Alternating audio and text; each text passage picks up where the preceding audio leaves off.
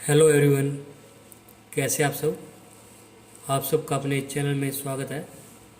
आज मैं आपको एक कहानी सुनाने जा रहा हूँ जिसका टाइटल है गोल्डन टच। तो शुरू करते हैं। कई वर्ष पुरानी बात है। एक खूबसूरत शहर में मिडास नाम का एक राजा अपनी पत्नी और बेटी के साथ रहा करता था। राजा मिडास बहुत ही लालची था और उसके पास बहुत सारा सोना था। उसे अपने सोने से बहुत प्रेम था। उसे सोना इतना पसंद था कि अपनी बेटी का नाम भी उसने सोनपरी रख दिया। अपने जीवन में राजा सिर्फ दो ही चीज़ों से बहुत प्रेम करता था, एक सोना और दूसरा सोनपरी। वह अपना सारा सोना एक तहखाने में रखता था और रोज़ उसे गिनता। उसकी इस आदत पर रानी कहा करती थी कि महाराज, आप ऐसा रोज़ मत किया करें।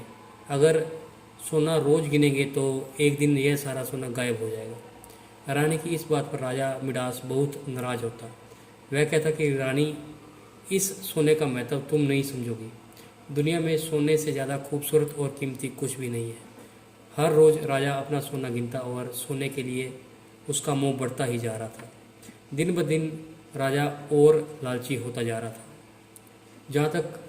जहाँ एक तरफ राजा को सोने का इतना मोह था, वहीं राजकुमारी सोनपरी को सोने में कोई दिलचस्पी नहीं थी। दिन भर वह महल के बगीचों में खेला करती। उसे प्रकृति से बहुत प्रेम था। सोनपरी राजा से कहा करती, पिताजी देखिए इस फूल को, यह कितना सुंदर है।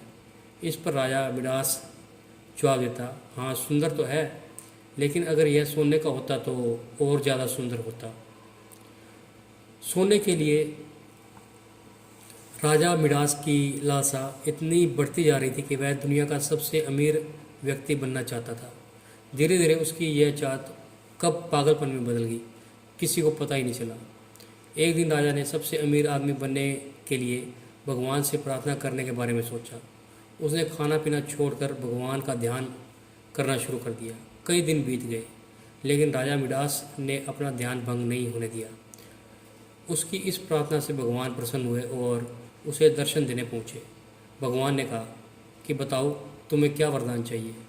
राजा ने कहा, भगवान मुझे ऐसी शक्ति दे दो कि जिस भी चीज़ को मैं स्पर्श करूं वह सोने की बन जाए। भगवान ने उसे वरदान दे दिया और कहा कि एक बात याद रखना कि सोने से तुम हर खुशी नहीं खरीद सकते। ऐसा कहकर भगवान गायब हो गए और राजा खुशी के मारे झूम उठा। वह महल की हर छोटी बड़ी चीज़ को छूने लगा। कुर्सी, मेज, गमले, पलंग, हर वस्तु सोने में बदलती जा रही थी। राजा बगीचे में पहुंचा और पेड़ पौधे फूल को छूकर सोने का बना दिया। इतनी भागदौड़ करने की वजह से राजा मिडास थक गया। उसे भूख लगने लगी। वह खाना खाने के लिए महल में गया और अपने सोने की कुर्सी व मेज पर बैठ गया। मेज पर कई प्रकार के पकवान, मिठाइयाँ और फल रखे हुए थे, जिन्हें देखकर राजा के मुंह में पानी आ गया। जैसे ही राजा ने पकवान खाया तो उसके सामने का एक दांत टूटकर गिर गया और यह देखकर वह चौंक गया। उसने देखा कि उसके स्पर्श से पकवान सोने के बन गए हैं। जैसे ही उसने फल को छुआ, फल भी सोने का बन गया। उसके छूने से मिठाइयाँ, नमकीन, यहाँ तक कि पानी भी सोने में बदल गया। यह सब देखकर राजा निराश हो गया और कहने लगा, हे भगवान, अब मैं क्या खाऊं? अपने पिता की आवाज़ सुनकर सोनपरी दौड़ती हुई आई। उसने देखा कि उसके पिता बहुत परेशान हैं। पिता की यह परेशानी उससे देखी न गई और उन्हें सांत्वना देने के लिए उसने राजा को गले से लगाना चाहा। इससे पहले कि राजा कुछ कह पाता, राजकुमारी सोनपरी ने राजा को छुआ और छूते ही वह सोने का बुत बन गई। अपनी बेटी की यह हाल देखकर राजा मिडास जोर जोर से रोने लगा। इस सब के बाद राजा ने भगवान से प्रार्थना की। जब भगवान प्रकट हुए तो राजा ने कहा, हे ईश्वर, मुझे यह वरदान नहीं चाहिए। मैं बहुत लालची हो गया था, लेकिन अब मुझे अपनी गलती का एहसास हो गया है। कृपया करके मेरी सहायता करें। राजा की बातें सुनकर भगवान ने वरदान वापस ले लिया और सब कुछ पहले की तरह हो गया। राजकुमारी सोनपरी फिर से बगीचे में खेलने लगी। उसके साथ राजा मिडास भी प्रकृति का आनंद उठाने लगे।